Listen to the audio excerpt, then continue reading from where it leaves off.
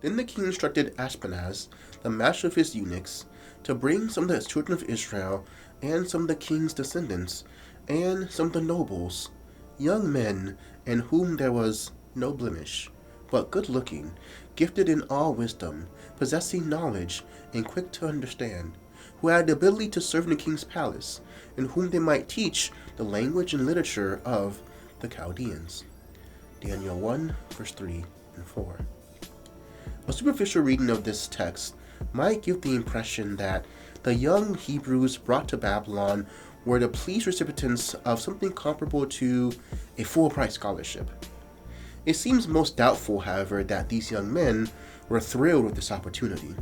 First of all, the boys were doubtless teenagers.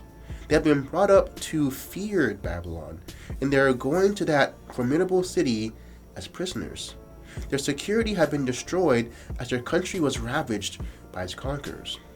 They were torn from their families and friends, and from all that was familiar and dear to them. No doubt, they were as frightened a group of young boys as could ever be imagined.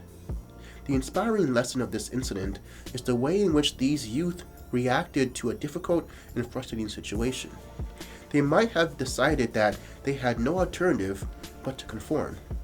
This would have been easy, and the temptation to do so was no doubt great. They might, in their experience, have blundered in relating to their superiors and lost the confidence of those in whose hands their fate rested. The result could have been tragic. But the boys kept cool under pressure. They demonstrated their ability, their dedication, and their good sense. They had received a good education in their earlier years and now had an opportunity to apply what they had learned under unusual circumstances. Modern Christian youth meet similar situations in the army, in universities, in business, and in society in general. Like the teenagers in Babylon, they can hold their own if they are wise and dedicated, for the same God still lives who helped those young men meet their crises.